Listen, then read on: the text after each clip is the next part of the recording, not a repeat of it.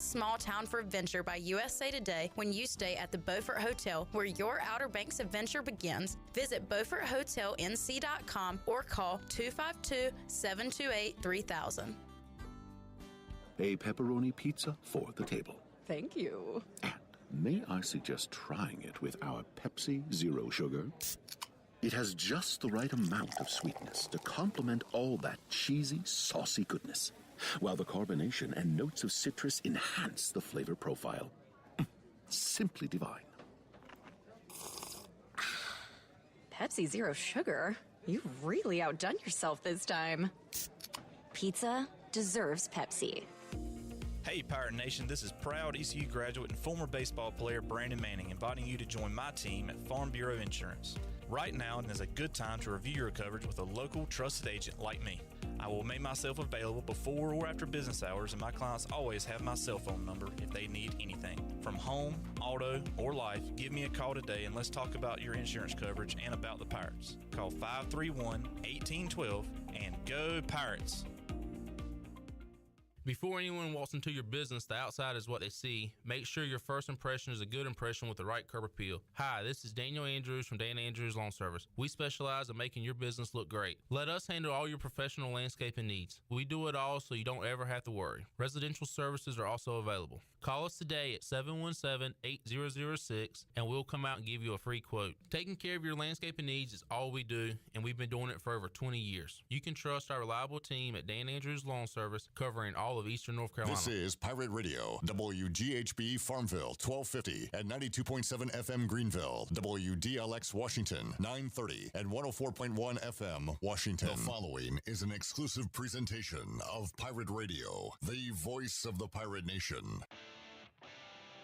This is Eastern Carolina's longest-running sports radio show. The Brian Bailey Show is on the air. The Brian Bailey Show is powered by Greenville Utilities and also brought to you by Bostic Sugg, Bojangles, Michelob Ultra, East Coast Grading, Greenville Auto World, Greenville Utilities, Papa John's, Pepsi, Taft Hagler, The Rick House, and Tiebreakers. And now, here's Brian Bailey.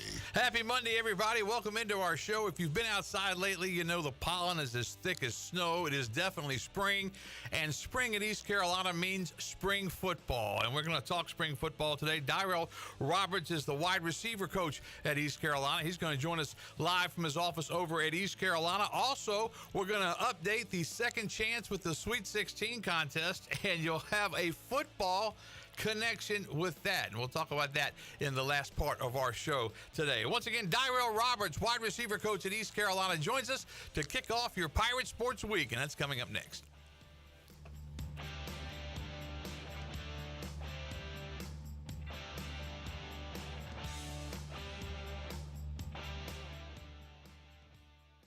Ready for a home makeover? Bostic Sugg Furniture's new and now collection has the freshest styles you've been dreaming of. Store-wide savings on fashion-forward looks and styles for your living room, dining room, and bedroom. Hundreds of items in stock. Or let our team help you build a custom piece just for you. Plus, 6 months special financing and local delivery for just $19.37. Sleep better with over 30 models of brand-name mattresses to choose from and up to 48 months special financing. Now at Bostic Sugg Furniture. The Rick House is Eastern North Carolina's premier restaurant and bourbon authority. Jefferson's, Basil Hayden, Woodford Reserve, and a Midwinter Night's Dram are just a few of the incredible bourbon options. The Rick House features the very best steaks and fresh, made-from-scratch pastas. The Rick House can host your corporate event or special parties in the 3,000-square-foot banquet hall. Join the Rick House for Sunday brunch from 10 a.m. to 2 p.m. and for the wine tastings on the last Friday of every month. The Rick House. There's a common misbelief today that to make it further, you need to push yourself, that you need to give up any joy to continue your rigid routine. Or you could try another way. Take some time to enjoy life, like having a Michelob Ultra with friends, because happiness is essential to living an exceptional life. Michelob Ultra, a refreshing and balanced flavor with only 2.6 carbs and 95 calories. It's only worth it if you enjoy it. Enjoy responsibly. Michelob Ultra, proudly distributed by Carolina Eagle Distributing since 1989. East Coast Coast Grading and Utilities is your source for clearing, hauling dirt, and concrete work. East Coast Grading and Utilities handles all sewer and water issues as well. I'm David Vaughn. Whether putting in a new subdivision or helping you with any and all of your drainage problems, I can get the job done. Call me at 531-7494. No job is too big or too small. East Coast Grading and Utilities. Friends helping friends. 531-7494 for East Coast Grading and Utilities. This summer, the Greenville Yard Gnomes are back at historic Guy Smith Stadium. Hey there, it's me, Nomeo, the Yard Gnomes mascot. You've heard of gnomes bringing good luck, right? Well, I'm here to bring you great baseball and tons of fun, too. We're excited to have a great team, including a few ECU baseball players this year. Season tickets are on sale now, so visit yardgnomesbaseball.com to get yours today. We'll have great food, cold drinks, and fun games for everyone. Come out and hang with your gnomies this summer and have some fun at the ballpark with us, the Greenville Yard Gnomes. Hi, I'm Ken Hagler of Taft and Hagler. We're proud to be sponsors of the Brian Bailey Show and the Pirate Nation on Pirate Radio, the voice of the Pirate Nation. If you've been injured on the job or due to someone else's negligence in an automobile collision, call us at 752-2000 for a free consultation with experienced professionals who care. Go Pirates! Well, if it isn't the Pirate Captain. Pirate Radio. The beer's looking great, my man. The voice of the Pirate Nation. You're listening to The Brian Bailey Show, powered by Greenville Utilities, working for our community, not for shareholders. Now, back to the show. All right, welcome back on this Monday as we kick off your Pirate Sports Week. States in town on the diamond coming up tomorrow. Pirates trying to bounce back from that extremely rare sweep at the hands of Florida Atlantic from over the weekend. That's in baseball. Let's talk football for the next 45 minutes or so, and then we'll update the second chance with the Sweet 16 contest. Dyrell Roberts is the wide receivers coach at East Carolina. He joins us from his office over at ECU. Coach, how are you on this Monday? No, I'm doing amazing. I cannot complain at all. How you doing, sir? I tell you what, I love that voice, man. You got the pipes for sure. If you ever get out of football coaching, you can go into radio or something. You'd be great. I appreciate that. When you get out there in the spring, what are some of the things that you really enjoy the most about getting out in spring football? Really, besides, other than get to practice and all that pollen. No, I'm just joking. That's definitely not something. It's terrible, isn't it? My goodness, I love the weather, but man, that pollen goes insane. Man, it makes me struggle a lot with sinuses and everything. But no, to answer your question, though, I mean, just the spring is.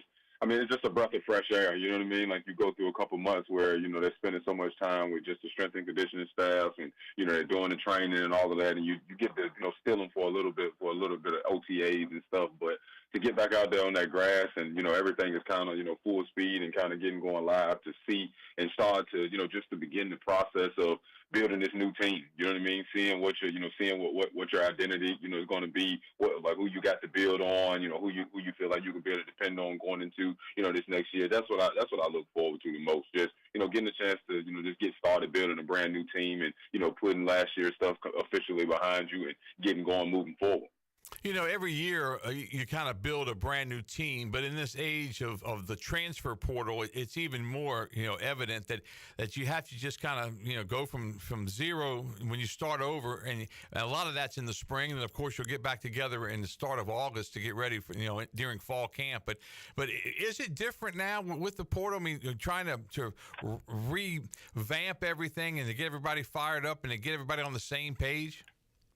I mean, it's a little different. I mean, I can't pretend like it isn't, because again, like, in earlier years, you kind of had that camaraderie where you were, kind of building and, what I mean, really in the business of developing guys and, kind of, sticking with the roster that you've been able to recruit coming out of high school, where now, you're going and grabbing a couple pieces here and there, in each position room, where I won't say it's a complete new start, but again, you're grabbing guys that come from different programs that, had different, tendencies and techniques and things like that, and you're trying to, get them to fit into, your culture and, what you kind of already got set and established here and things like that. So it's a little bit different, but at the same time, I mean, it's all it's all the same. And you all trying to build, trying to bring these young men together, get them all on one accord, get everybody sailing in the same direction, and try to put together, the best camaraderie that you possibly can to go out there and execute the way you need to come game days when it really counts. Dyrell Roberts joins us, the wide receiver coach at East Carolina, hired on 4/1/23, April 1st of 23. Were you worried on April 1st that it could have been an April Fool's joke, or were you confident when you got hired? I was pretty confident, but when they told me that my start date was going to be April 1st, I had to take a step back and say, hold on, let me make sure this is real. The way that I got through and thrown into the fire, literally my first day, we rolled up to NC State and kind of got to do a little kind of like clinic type deal, and that kind of let me know, like, oh yeah, it's real. Oh, without a doubt, it's definitely real, because we're hitting the ground rolling without a doubt. So. But like I said, it was the best April Fools that I didn't had. I can promise you that. Let's go through your career a little bit. I remember talking to you last year about some of the records at Virginia Tech, the all-time career kick return and yardage leader, the kick return average leader when you graduated at Virginia Tech. What was it like playing for the Hokies? Because I've always told people here, one of the most disappointing things that's happened, I think, to Pirate football is when Virginia Tech canceled the series with East Carolina over that controversy around the hurricane that year. But because Blacksburg, Virginia is a great spot. I mean, it's a great stadium. It's a great atmosphere. The Pirates have gone there in the past and had success, and it's just beautiful. Now, you had a chance to play there. What was that like? I think to play at Virginia Tech, it was definitely a dream come true for me. I mean, I enjoyed, all 5 years that I got a chance to play under Coach Frank Beamer and everything. Man, we won a lot of football games, got a chance to play some really good teams, some really good, guys that went on to have really good professional careers. So, I mean, I can't say enough about Blacksburg. I mean, it's always going to be, one of my homes for sure, and I'm always going to hold it near and dear to my heart. Just some of the battles, that we had a chance to have, versus the Pirates were really good. I mean, I got a chance to play here 1 year. I got a chance to play, the Pirates at Virginia Tech for 1 year. And then we also, my true freshman year, we got to play in the Panther Stadium, which, Pirates actually gave me my first collegiate loss, actually, I started my career. So it's funny how, everything kind of goes full circle like this. But, I mean, we had some really good battles, versus the Pirates during my days. I mean, to be honest with you, I kind of feel the same way. It kind of shocked me a little bit that, that series didn't continue just because, I mean, both of our fan bases traveled amazing. We weren't too far away from each other. We both had, really good aura around us with the success and things that we both have been having. I mean, so when they did cancel the series, it was a little bit of a shock to me, because this was one that I felt like, could have continued to kept going on. And like I said, each team continued to get better and better and things like that. So, but again, I know how this, how college football works, and I know, tough decisions have to be made at the end of the day. Yeah, and the problem is, schedules are built so far in advance, but you hope that when, management changes at Tech, management changes East Carolina, John Gilbert's in at East Carolina now, and maybe somewhere down the line they can hook that thing up again, because that was just an amazing trip for Pirate fans to get a chance to go to Blacksburg. I think the folks in Blacksburg love coming down to Greenville to see the atmosphere in Greenville for Pirate football. And as you said, the Charlotte game was one that we'll never forget. So it's just been a great series. What did you take away from playing for a guy like Frank Beamer? Because when you talk about Hall of Fame coaches, maybe the top 10, worldwide, nationwide, as far as the history of college football, Frank Beamer's name is up there. What was it like playing for him, and what did you take away from that? I mean, it was amazing, to be honest with you. I mean, and I was a big special teams guy. I got to be Coach Frank Beamer, return man, on the kickoff return, for all 5 of my years. So, I mean, just for him, the biggest takeaway is, I mean, just always trying to do things the right way. I mean, that was it. I mean, he held us all accountable, even as young men, just, getting to the point of just like, not just doing things right on the football field and between the white lines, but living life right. Like, I mean, once you're not going to always be, and he made sure that we knew that, our identity is not who we are when we put on the helmet or whatever jersey number, that we have. He's like, that's just part of who we are. And he always wanted to, mold us as men more than football players. So it was, just always just trying to tell us, like, look, man, do what's right even when it's hard.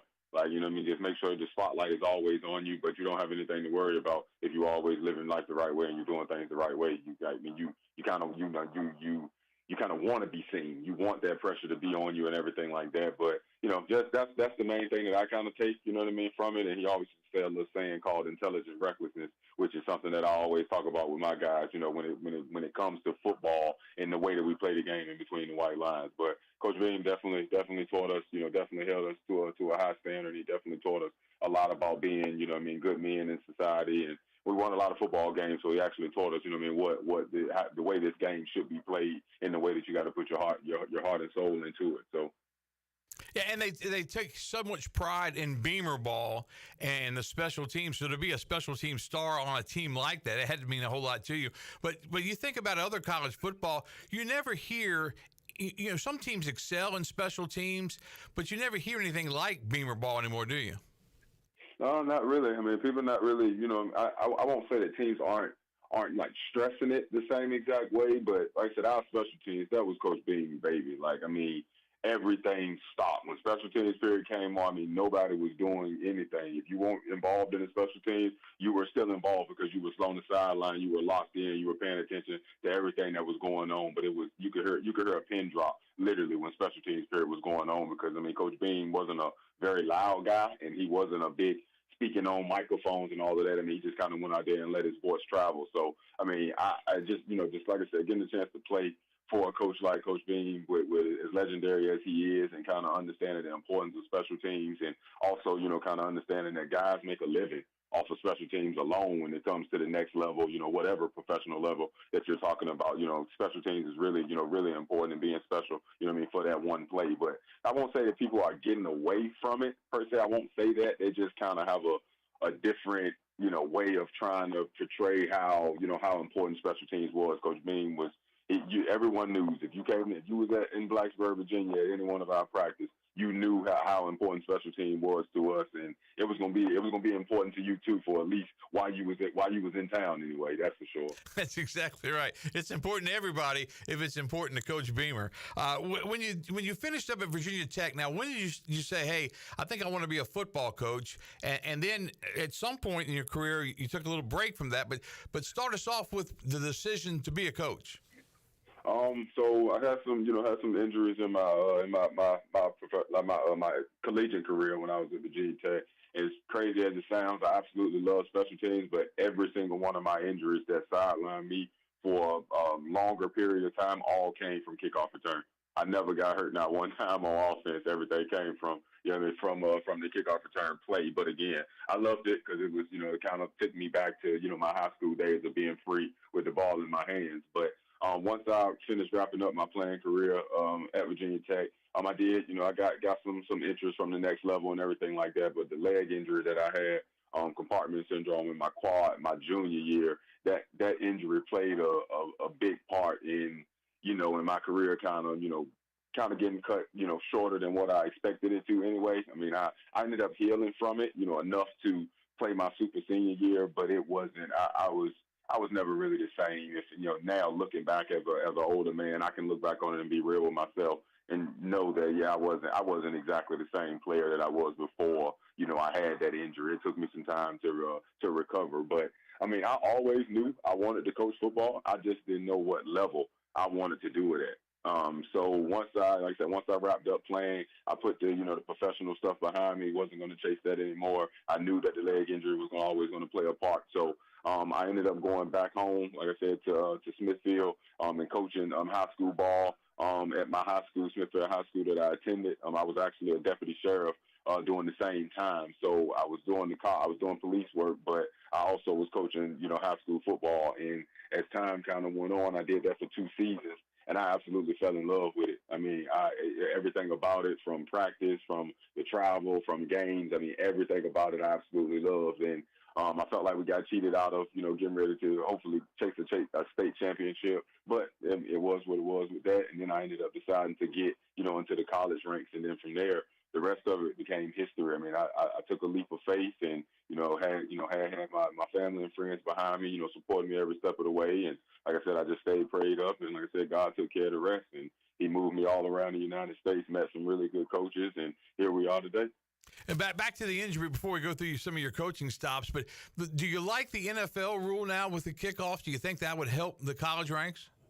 Yes, sir. I absolutely like. Well, I like what the NFL is doing for sure. I mean, I know it takes some of the physicality out of that particular play per se, but me being the return guy, me being the one that's taking the blunt end of the force for those plays, if it would have happened back in my time, I wouldn't have been mad because I still could have got my job done in close quarters and took some of the impact off of my body and some of the defenders that was coming down, to try to deliver the blow on me.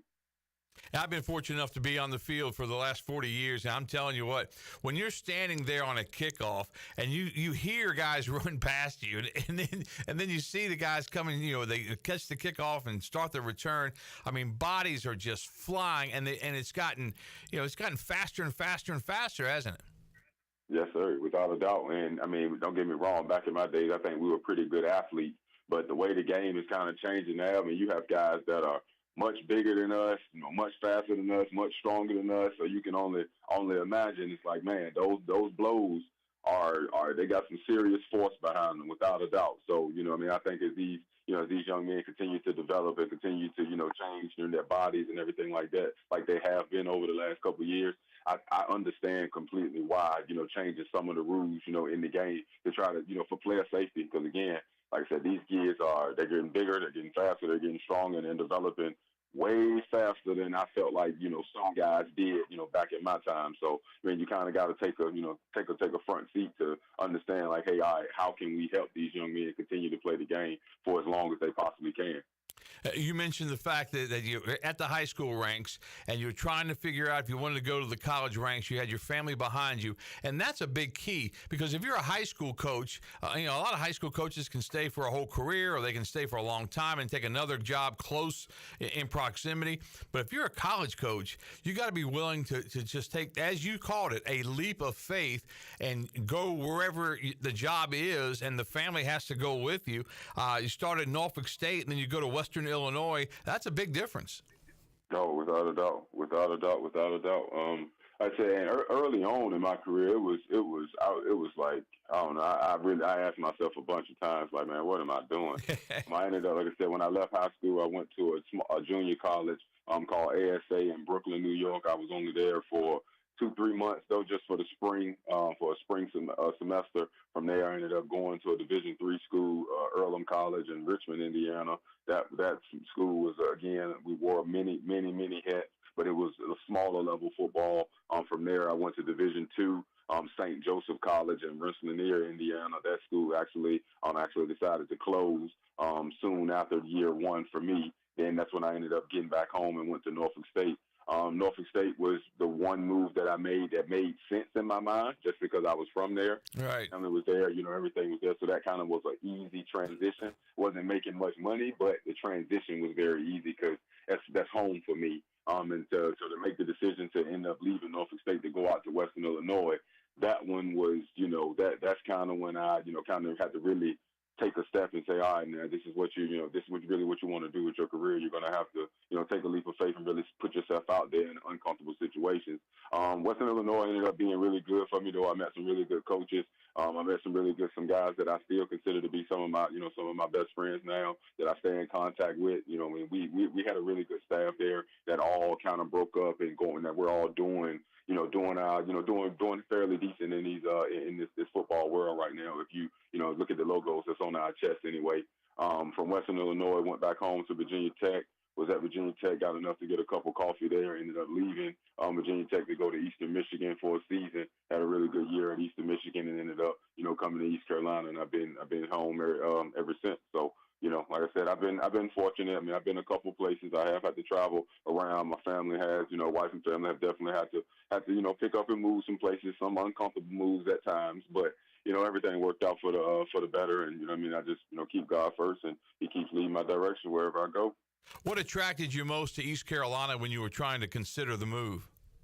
For me, like I said, East Carolina has just always kind of been near and dear because this was one of my first recruiting visits that I took when I was in high school. Just one of my best friends, Jordan Eason, his dad, Merle Eason, was a Conference USA referee, and he would always bring us up to East Carolina. It was an easy drive for us where we were. So I got a chance to come up here a bunch of times, and just kind of just see what college football was about. So ECU kind of opened my eyes to, okay, this is what, big time college football looks like. You know what I mean? Like, that's kind of how I looked at it. My uncle, he played at NC State, and I did get a chance to see him at games and stuff too. But early on, for my own recruiting process, like I said, East Carolina, I made a couple trips up here that really kind of let me know, like, okay, yes, it's levels to this college football thing, and this is what I really want to do, with my life, and the rest ended up being history. And once I got the call to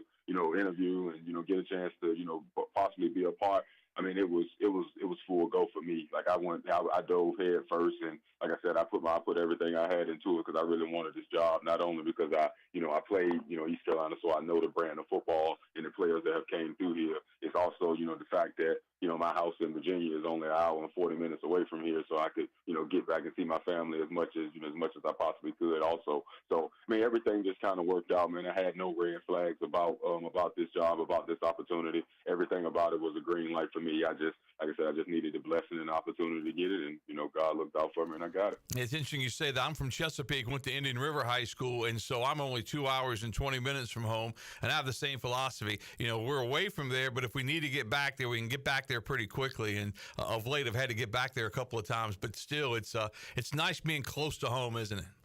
Oh, without a doubt, man. It's nothing better, man. Being in Illinois and 17, 18 hours away from home and having to, drive across country to see your family for a couple of days and then an excursion all the way back. It was a lot. Like I said, the sacrifices was worth it for sure, but, to be sitting in this seat that I'm sitting in right now is definitely a dream come true. And like I said, it's a blessing from God that I definitely don't take lightly, and I thank him for it every day.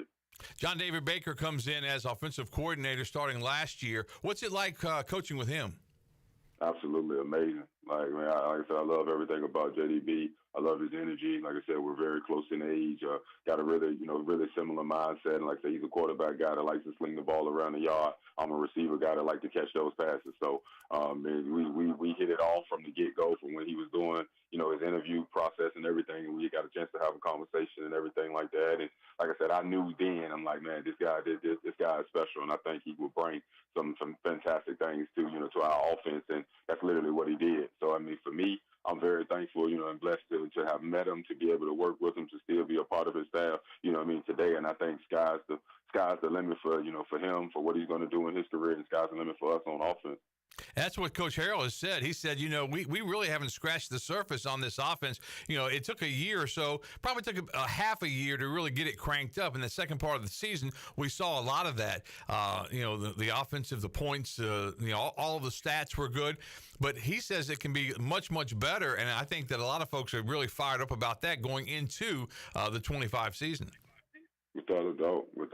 I mean, like I said, what we did last year, especially at the end of the year, was good. It definitely was. I won't take that lightly or take anything from it. But at the end of the day, I mean, that was we talk about it every single day. Last year was last year. We got new pieces. We got a lot of similar faces coming back. We do. But last year was last year, and we're trying to focus more on this year because, again, I think we did a really good job of reloading some firepower on the offensive side of the ball. I think we got some really young guys that's going to be able to continue to develop throughout the rest of spring ball, and I think we do have an opportunity to be able, if we do what we need to do and we keep taking the steps that we need to take this off season and the spring and summer and all of that type of stuff. I think we do have a very, very good chance of being a very explosive and exciting offense again in year two. Dyrell Roberts is our guest, the East Carolina wide receivers coach. We're going to take a commercial break right now. We've got Coach Roberts until about 12:45 on this Monday, so we're going to go inside the wide receivers room coming up in just a bit as the Brian Bailey Show continues after this.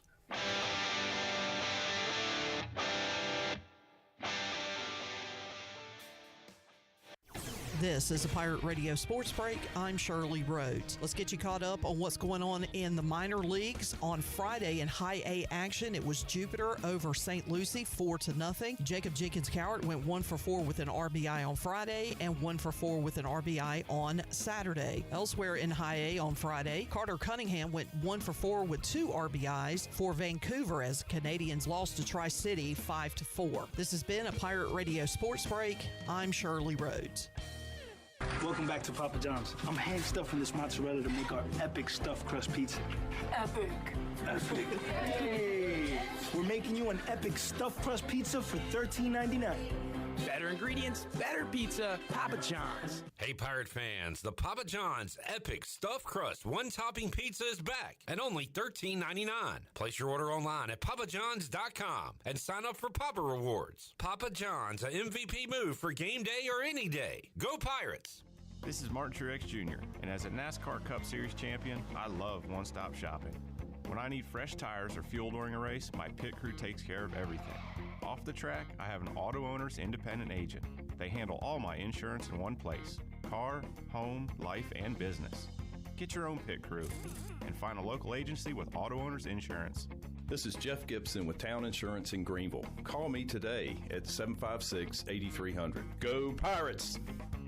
Hi, this is Christy Conway. Hi, this is Tracy Ayers. It's a great time to list your home for sale with ENC Pirate Realty Allen Tate. Buyers are ready now. Many buyers are expecting interest rates to adjust in 2025, and they're getting ready to start their home search ahead of the spring market when competition increases. Visit our website at encpiraterealty.com to connect with our experienced team of agents. Go Pirates! Here at the Holistic Company, we know that life throws you its fair share of curveballs, like passing that drug test. Congrats. Now you can finally relax, kick back, and, well, light one up. You've earned it. And whether you've had one of those weeks, or maybe your mother-in-law's in town and you're one passive-aggressive comment away from needing a vacation. If this sounds like you, then come visit our team here at the Holistic Company to help you find the perfect products to ease your stress and promote relaxation. Order our products online at theholisticco.com or visit us at 5th and Evans in Greenville or at one of our other 2 locations in Fremont or Smithfield. The Holistic Company. Greenville, are you ready for the biggest beauty event of the year? Beauty Bar Medi Spa Spring Extravaganza is coming soon. From March 24th to April 4th, get exclusive savings on Botox, fillers, skin bead, painless laser hair removal, advanced lasers, and more. Expert care, stunning results, a glow you'll love. This is your time to shine. Appointments fill up fast. Call at 252-752-1406 or visit beautybarmedispa.com to book your free consultation today. Beauty Bar Medi Spa, where confidence begins. Ahoy, Pirate Nation. This is Pirate Steve. You're listening to Pirate Radio, the voice of the Pirate Nation. You're listening to The Brian Bailey Show, powered by Greenville Utilities. Community-owned utilities mean local control, low rates, and high reliability. Now, back to the show. All right, welcome back on this Monday. Dyrell Roberts, the wide receivers coach at East Carolina, joins us from his office over at ECU. We're going to go into his room and talk about his wide receivers that he's working with right now to get ready for the 25 season. Coach, before we go over that, let's go over the terminology X, Z, and H. Can you talk a little bit about what each one of those means, and then we'll talk about the players that are in those particular positions? So for us, we go. It'll be the X is the outside receiver, Z is the outside receiver, and we call it's the A in our offense is the slot receiver. So that's kind of what it means. Some guys do X, Z, Y. Some guys do X, Z, H. Some guys do 1, 2, 3, 4. I mean, it's different ways you can label the receivers, but for us, X and Z are both outside receivers, and the A's are slot receivers. So when a play is called, is it one of those where each letter gets their assignment? X, fly, Y, that kind of thing. Is that part of the terminology? It could be that way. With us, we go so fast. I mean, our guys are just programmed that when a signal comes in, they know what they're doing. Like we're not having to tell every single guy, what they have going on there. If we need to do that in a certain situation, maybe. But for our guys, like I said, with how fast we go, it's our guys understand their assignments. They know what different signals mean. They know what certain plays mean, and they just kind of be able to line up and just do what they need to do. Back in my time, we used to really say X this, Z this, A this, like when we giving the long words. But we're kind of been getting away from that as years as the game has continued to develop with offenses going faster and faster and faster. The Pirates move so fast that if you did go through X, fly, Y, whatever, that you call the play and the play would be over, right? Because you guys are at the line of scrimmage and gone. Without a doubt, like you'll be looking to get the signal, and the play has already been happening already. If we did try to signal it that way. All right, take us through your room a little bit. Your outside receivers. My outside receivers, you got Anthony Smith, which everyone knows from last year. He's wearing 9 now, so he did have a number change. So he's back. You have Yannick Smith. That's I always call him Young Bull, but he's the true freshman that was here number 15 from last year. So he's back and going full speed. The next crew has been you got Tyler Johnson. I call him TJ. He's the Penn State transfer that's coming in, kind of showing some good signs early on, just being able to hopefully come in and be able to be a contributor and help us on the offensive side. I'm on the outside receiver. You got Malik Leverett, who's also another kind of young, under the radar type guy that hasn't really had a chance in the spring, but hasn't really had a lot of opportunity come game time reps. But again, he's taking the strides that he needs to take. Big, strong, physical, fast receiver. On the outside. You have Keelan Robinson. He's back on the outside as another guy, for us that has been around for a little while, just trying to, continue to, chip away, just be consistent there. But he's another one that, he looks just like you want him to look: big, fast, strong, physical guy, run good routes, all of that good stuff. Just like I said, just trying to be consistent and, find his way to be able to be a big time contributor. You got Dylan Lord. He's one of the young fresh he redshirted this past season, but he's a young one that came in this past year. That's another one that's kind of just being steady Eddie, just trying to find his niche, his role, within the offense. And he's working really hard to do so, and I think he's been doing some good things. Got some other guys that's on the outside also, but that some guys working from injury, some guys not. Just continuing to work out that way. But right now, the top of the list would be those 6 guys on each side on the outside. At this point in the spring. What about in the slot now? Who are you looking at there? In the slot, you got Jaron Waiters, who was here, a young guy. Like I said, didn't get a chance to see much action, game time action this past season with with having Jet and having Jari. Both, so it kind of made it tough for him, but he's one that, I'm putting a lot on this spring. He's been answering the call, doing some good stuff again, just consistency with everybody. So you got Jaron, you got Jaquez Petaway. He's the Oklahoma transfer, who's really kind of been a breath of fresh air. He's been hitting the ground running, picking up on things very, very quickly, very fast. From coming from a similar offense, over at OU. He's another guy with, really, really good speed, put together well, like maybe not as tall stature-wise, but he's a thicker guy put together, like kind of almost puts you in the mindset of a running back a little bit. But, he's really good speed, electrifying, legitimate type guy, also a return man. So he's another one that I'm high on. Peyton Mangrum is the South Carolina transfer. He's been starting off in the slots, kind of probably going to end up being a swing guy, inside and outside type deal. But he's another one that's been doing some good stuff in the spring thus far. Another one that you can tell he's a 5th year. He's really been around a lot of football because he sees things one time and he's able to pick up on it, lock in, and actually understand that hey, he didn't been around a lot of football and played a good amount of football, and all of that. Also going to be a big time special teams guy for us also. So those are the top guys that's been in the slot. You still got you have a younger guy, Jason Dickerson, that's been kind of he's been trying to make a name for himself. Also, he's been running with that Lex group, and in the slot you actually got a couple other injuries and stuff with some games with some guys that's kind of been nicked and dinged up a little bit. So haven't got a chance to really get as big of a true eval on those guys, just because we're trying to get them back all the way healthy and get them going before we throw them out there in live bullet. You mentioned someone being a swing guy. Is it hard for these guys to be able to go inside and outside with the terminology and everything? You guys are going so fast, or does it take a special player to be able to do that, to pull it off? I mean, I won't say that it's hard. I mean, but I think it would be harder if you start talking about outside guys trying to go into the slot.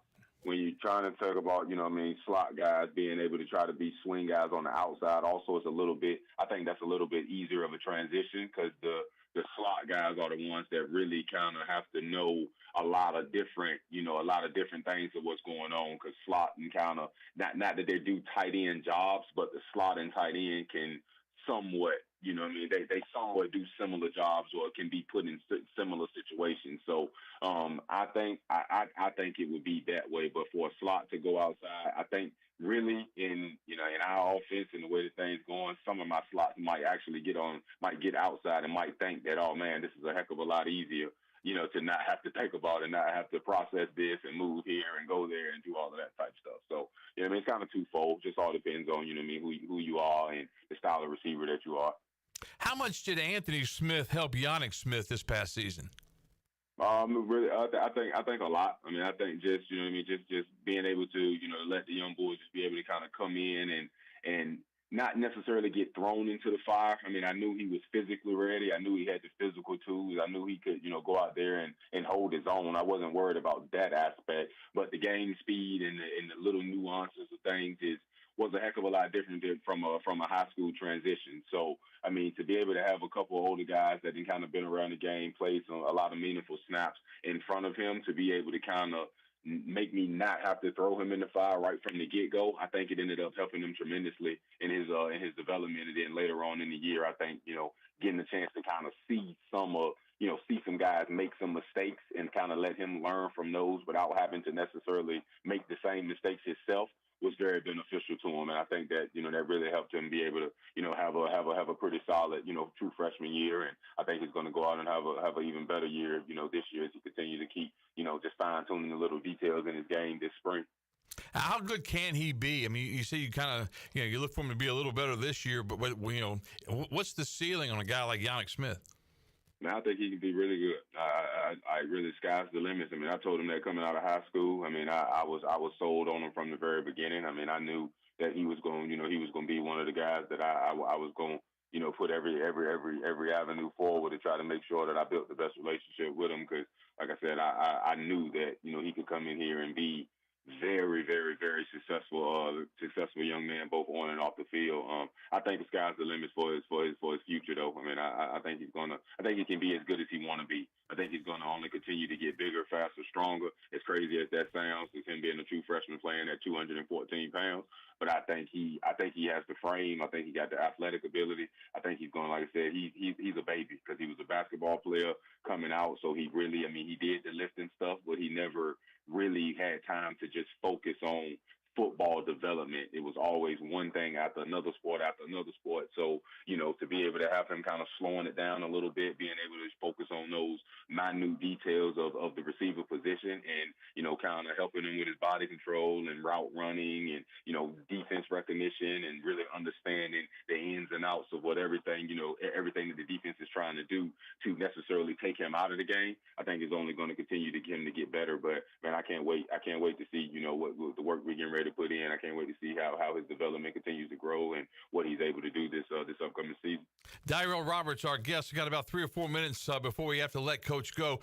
Talk about the guys that run great routes, and what does it take, to be a guy who runs a great route? What are some of the little things that they have to do day in and day out to be a great route runner?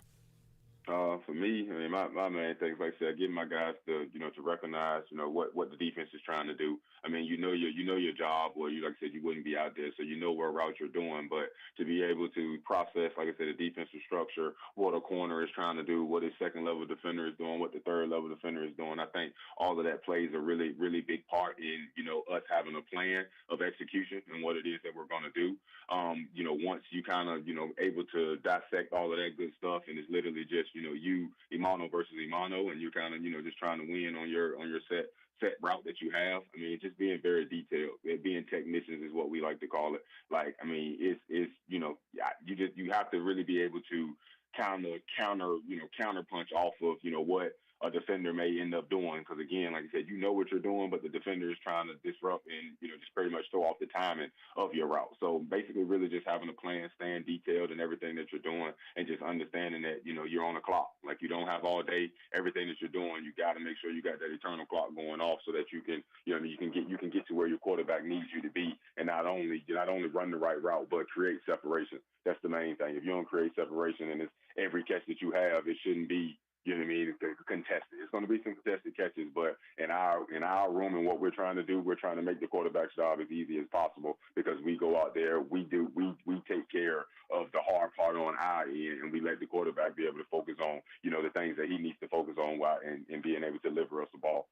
How hard is it day in and day out in the spring to go up against fellow Pirates, and then when you get into fall camp, you're doing the same thing in scrimmages and getting ready for the opener? But how hard is that for the players? Man, I know sometimes you get a little chippiness going on with the defensive backs and the wide receivers. That's two groups that like to talk, isn't it? No, without a doubt. Without a doubt. That's the main thing. I mean, they get excited, especially the first couple weeks or so. I mean, it's everything is all good. The camaraderie is good. But, after a while, it starts to get old to the guys, and they're like, man, tired of going against, guys that, we finish practice, I'm hanging out with in apartments, I'm playing video games, I'm going to class, you know what I mean? So it gets a little tired for those guys, and then that's when them tempers start to flare a little bit, and you start getting a little incidents and scuffles and stuff like that. But when it's all said and done, man, we know 90% of our career is practice, and you gotta fall in love with practice. You gotta fall in love with the iron that you're using on the other side to sharpen your iron sword. So I mean, that's my main thing that I try to talk to my guys about, just understanding that, hey man, we're here to make each other better, because once fall comes around and game time comes, we're all on the same ship and we're all sailing in the same direction. But if we do our jobs the way we need to throughout the week, we're going to make it very hard for whatever team is coming in here, because our guys would have literally sharpened their sword with the sharpest sword that they could have possibly had throughout the week. So that's the way that we kind of look at it. Final thought for Dyrell Roberts. What are some of the little things that you want to accomplish with your receiving group going forward and heading to the spring football game, which is later on in April? For me, man, it's all about consistency. Man, I'm trying to get my guys to just understand how important the little details are. Like, the little things is ultimately what's what's going to play a part when you're trying to achieve big goals. I mean, we gotta do our responsibility, but the main thing is doing our responsibility the right way, 100 miles per hour. So consistency is going to be big for me. Details is going to be big for me, and just like I said, us just playing to the standard. That's the main thing. We're not going to shy away from the standard. The standard is the standard. The standard has been set, and you either going to meet those standards, or, like I said, you're just not going to be put in a situation to to be able to help this team win. Because at the end of the day, we know what our goals are, we know what our aspirations are, and we ain't going to stop till we get it. That's for sure. Dyrell Roberts, wide receiver coach at East Carolina. Coach, thanks so much for your time today. We want to get you out of here so you can get to your staff meeting, but we certainly appreciate everything. Appreciate your time. Appreciate watching you coach those wide receivers, and we look forward to the 25 football season for sure. Yes, sir. Appreciate you guys. Thank you all. Go Pirates. All right, Dyrell Roberts, wide receiver coach. We'll take a commercial break. Coming up next, we'll update the second chance for the Sweet 16, and we've got a football connection there. Back with more on this Monday on The Brian Bailey Show right after this.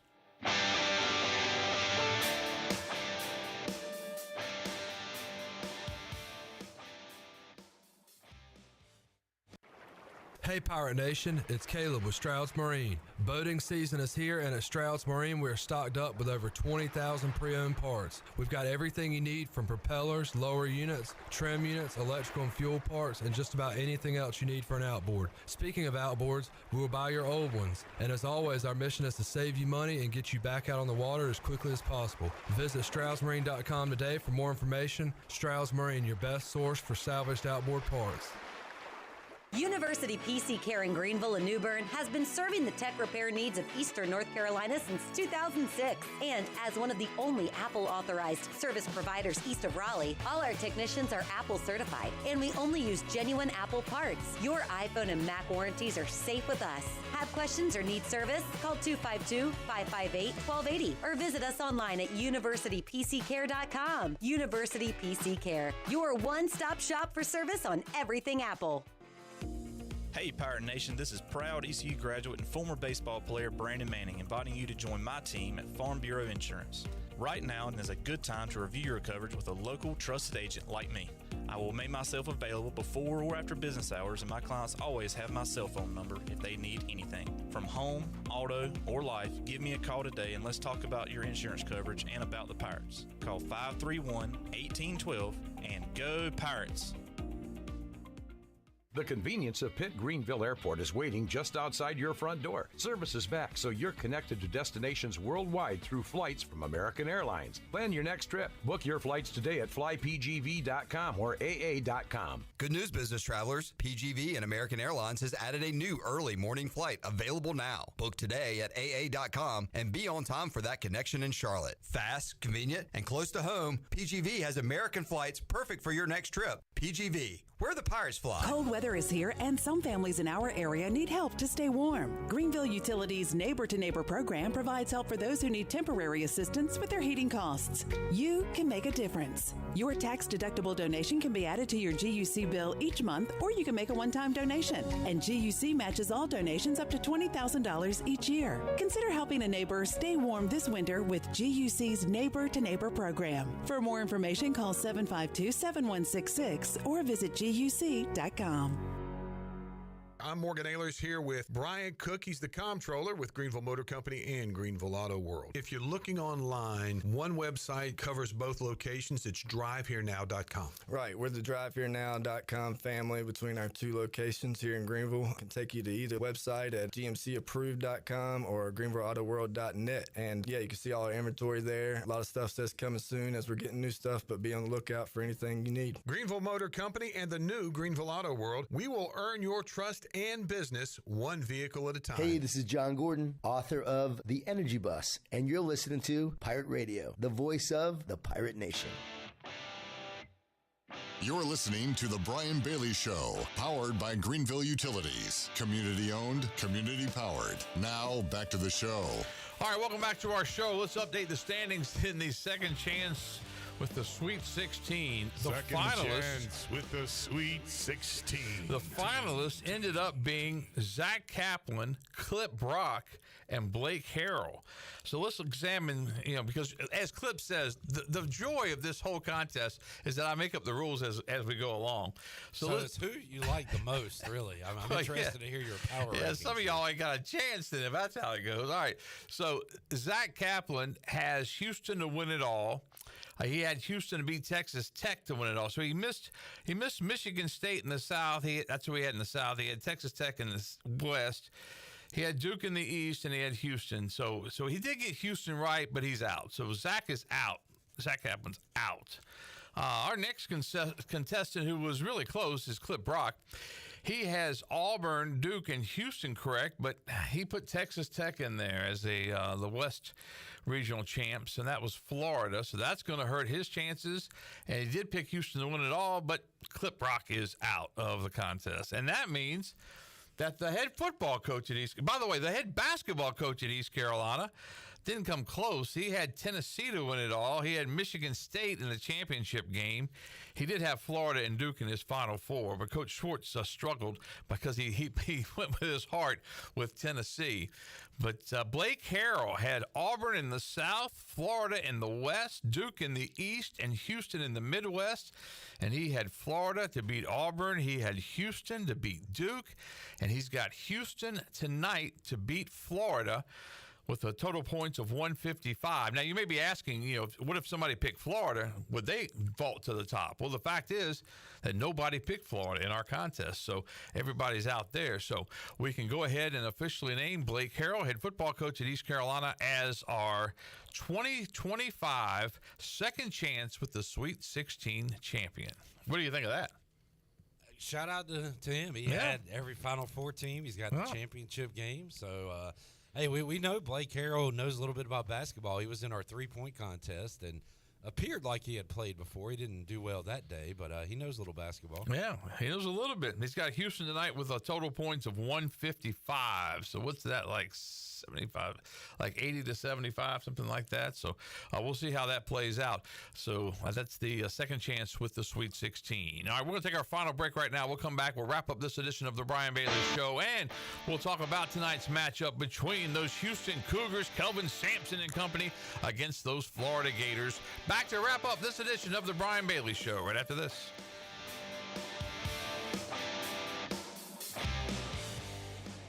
Miss, your burger is served. Thank you. And if I may suggest a pairing, this is our finest Pepsi Zero Sugar. The sweetness of Pepsi perfectly balances the savory notes of your burger, while the citrus and carbonation elevates the taste for a truly stunning flavor profile. Bon appetit. Now that is one perfect combination. If this is how the other half lives, I could get used to this. Burgers deserve Pepsi. At Tiebreakers, we pride ourselves on serving big, juicy wings. I'm talking big and juicy.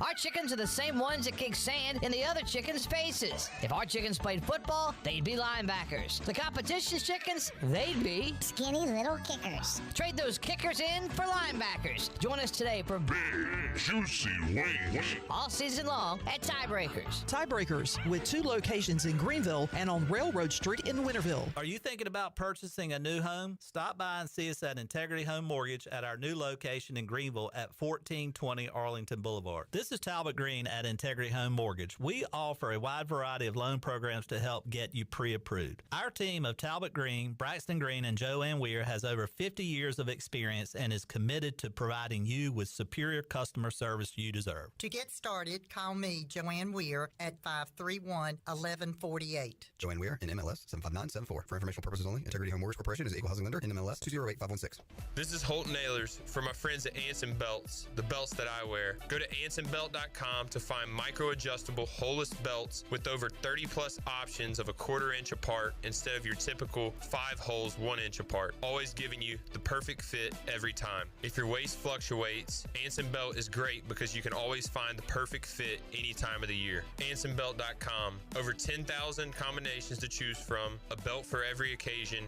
and the official belt of the Holt Naylor Show. We got the bases covered when it comes to having fun. Watch the Down East Bird Dogs play. Big League Baseball returns to historic Granger Stadium in Kinston Friday, May 9th when our Down East Bird Dogs face off against the Ottawa Titans. Join Bojangles for opening night Friday, May 9th in Kinston. Learn more at downeastbirddogs.com. We got the bases covered when it comes to having fun. Watch the Down East Bird Dogs play. Pirate fans, 2025 East Carolina football season tickets are on sale now and can be purchased for as little as $115. Head coach Blake Harrell wants you to be a part of his first full season as the Pirate coach as he builds momentum off of the 8-win season and the Military Bowl win over North Carolina State. Call 1-800-DIAL-ECU or go to ECUPirates.com today to get your 2025 season tickets. Hell yeah! Hell yeah! Hell yeah! Pirate Radio. Remember to always be yourself, unless you can be a pirate. It's a pirate's life for me, savvy. Always be a pirate. You're listening to The Brian Bailey Show, powered by Greenville Utilities, providing reliable utility solutions to the Greenville region since 1905. Now, back to the show. All right, welcome back to our show as we wrap up this edition of the Brian Bailey Show. Houston and Florida tonight for college basketball's national championship. Kind of a different March Madness this year. We didn't see a lot of the buzzer beaters. We didn't see a lot of the big upsets in the tournament. A lot of people are saying, you know, in this day and age of NIL and transfer portal, you're not going to see that because the real stars of the mid-majors are basically, you know, when they get to be a star, they move on to a Power 4 conference and that kind of thing. I just think it was kind of a fluky situation, Clip Brock, when you kind of look at it's kind of a cycle. We had the same thing. I think people were saying in 08 it was very similar, but you rarely get chalk in the Final Four, and that's true. It led to some really good Final Four games, kind of both different, where Florida-Auburn was good for a while and Florida pulled away down the stretch, and then Duke had pulled away from Houston, and we saw a collapse or comeback, however you want to put it. So led to some good Final Four games. I think leads to a good championship game tonight. But the Cinderellas aren't done. They'll be back in the big dance. I agree totally. And when you look at Duke, I mean, you know, as you said, was it a great comeback, a great collapse, and maybe a combination of both? But you know, you can't miss a free throw when the Blue Devils did, and getting that foul call, which I thought was a terrible call. But still, you can't put your team in a position where if that play happens and you get called for it, then you got a chance to lose a game. Can't throw the ball away. Right, they threw it away. Just everything went wrong. Did they? I didn't notice this watching. Did they really have like one field goal the last 10 minutes? I think it was. I mean, that's crazy. Bizarre. You're looking at Duke. This is Duke. They got great players. I mean, Cooper Flagg won every national award that you can win. And down the stretch, and then, you know, we were kind of joking about it, but that last shot he took that would have given them the lead, he left it short. And if you talk to any golfer, they'll tell you you can't make any putt if you leave it short. If you go long, you got a chance to get a lucky bounce or something like that. But if you leave it short, and that's what he did on that last shot. But it really should have never come down to that last shot. I mean, that was it was just an unbelievable ending to that game. And I'll be honest, it was a 8-point lead at the half. I went to bed, and I was laying in bed, and I thought, yeah, maybe I need to watch the second half. And I looked at my score app, and it said it was a 14-point lead. And I said, nah, I'm going, you know, I'm getting some sleep. And then I got up the next morning, and it was crazy. So then I went back and watched the end of it, and it was just, you know, I think they led by like, you know, 7 or 8 with like a minute 10, or it was, the numbers were crazy. And I saw ESPN did something where it said the percentage of probability of victory, and was like, you know, 91%. Then it went to 84%. Then it went to 68%. Then it, and then it went down to 0 at the end because they fell to the Houston Cougars. Who you like tonight, Clip? You picked Houston. You going to stick with the Cougars? Yeah, sticking with the Cougars. They are tough, physical, and they showed at the end of the game they got guards that can shoot as well. I tweeted before the game about, hey, remember when East Carolina had their biggest basketball win ever and nobody was there to see it? Well, Brian Bailey was there. I was there, yes. And I said, I looked at the roster to see if anybody on that team was on this team, and Juwan Roberts, the big man, was on that team. He had 0 points in 3 minutes. Wow. He had the game-winning free throw the other night and played big. So I just found that interesting. But yeah, give me Kelvin Sampson to win it. I like Coach Sampson. I guess maybe that's because we're old school. I don't dislike the Florida coach. He's young, but I just like Kelvin Sampson. Did you see I think TikTok had it out. He's walking with his SID or somebody with the NCAA, something like that, and the guy says that was the largest comeback in Final Four history. And Coach Sampson says, how much was it? He said, you were down 14. He goes, whew. Glad it wasn't 15. He had some humor with it, but I think I really like Kelvin Sampson. I think most of the coaches in the business kind of really respect him, so that'll be a neat. And it's on a little earlier this year. It's not the 9:20 start time it has been in the past. I think it's 8:50, the official tip. So that'll be coming up on CBS later on tonight, the national championship game between the Houston Cougars and the Florida Gators. That's our show for this Monday. I want to thank Dyrell Roberts, wide receiver coach at East Carolina, for getting us ready for spring football. We'll talk spring football again coming up next week. This has been the Brian Bailey Show, and we'll see you back here next Monday. This has been live coverage